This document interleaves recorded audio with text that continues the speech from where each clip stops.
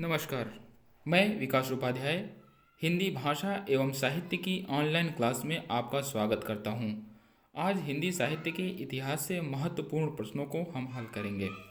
पहला प्रश्न, हिंदी साहित्य के इतिहास लेखन का प्रथम प्रयास किस भाषा में किया गया? विकल्प है जर्मन भाषा में, फ्रेंच भाषा में, हिंदी भाषा में, अंग्रेजी भाषा में।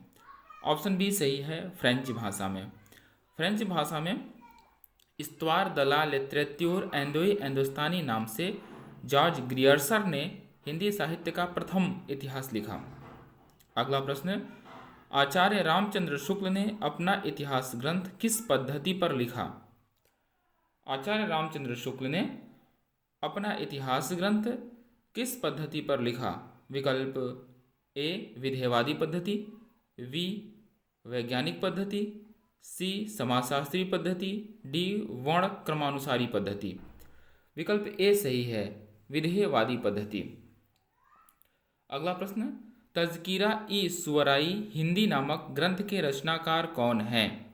ए George Grierson, B Garcin de Tassy, C Edison Gribbs, D Karimuddin.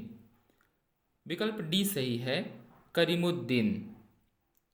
अगला प्रश्न, हिंदी साहित्य का प्रथम इतिहास ग्रंथ इस्तवार द ला लिटरेत्यूर एंदोई एंदुस्तानी के लेखक हैं?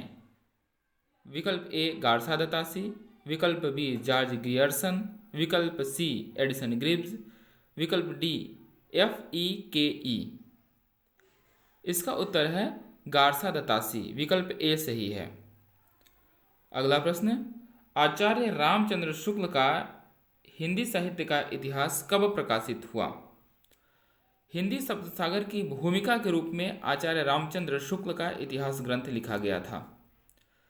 इन विकल्पों में विकल्प ए 1829, विकल्प बी 1929, विकल्प सी 1931, विकल्प डी 1929 विक्रमी में विकल्प बी सही है, 1929 ईस्वी में लिखा गया था। अगला प्रश्न, मिश्र बंधुओं ने मिश्र बंधु विनोद में कितने कवियों का विवरण दिया? लगभग 1000, लगभग 5000, लगभग 4500, लगभग 1100। मिश्र बंधु विनोद में मिश्र बंधुओं ने लगभग 5000 कवियों का विवरण दिया। आचार्य रामचंद्र शुक्ल ने मिश्र बंधु विनोद को बड़ा भारी कविवृत्त संग्रह भी कहा था। अगला प्रश्न, जनता के चित्त वृत्ति का संचित प्रतिबिंब साहित्य है, यह कथन किसका है? विकल्प ए आचार्य रामचंद्र शुक्ल, विकल्प बी हजारी प्रसाद द्विवेदी, विकल्प सी बालकृष्ण भट्ट, विकल्प डी भारतेंदु हरिश्चंद्र। जनता के चित्तवृत्ति का संचित प्रतिबिंब साहित्य है, यह कथन आचार्य रामचंद्र शुक्ल का है। अगला प्रश्न, हिंदी साहित्य के आलोचनात्मक इतिहास के लेखक ए रामकुमार वर्मा, बी आचार्य शुक्ल, सी हजारी प्रसाद द्विवेदी, डी रामविलास शर्मा। हिंदी साहित्य के आलोचनात्मक इतिहास के लेखक डॉक्टर रामकुमार वर्मा हैं। विकल्प ए सही है। अगला प्रश्न, आचार्य शुक्ल ने आदिकाल की अवधि क्या मानी? आचार्य शुक्ल ने आदिकाल की अवधि क्या मानी? विकल्प ए है 1000 विक्रमी से 1650 विक्रमी, बी विकल्प है और 900 विक्रमी से 1200 विक्रमी, सी विकल्प है 1050 विक्रमी से 1375 विक्रमी, विकल्प डी है 750 विक्रमी से 1700 विक्रमी। विकल्प सी सही है, 1050 से 1375 विक्रमी को आचार्य शुक्ल ने आदिकाल की संज्ञा दी, या शुक्ल ने वीरगाथा काल कहा।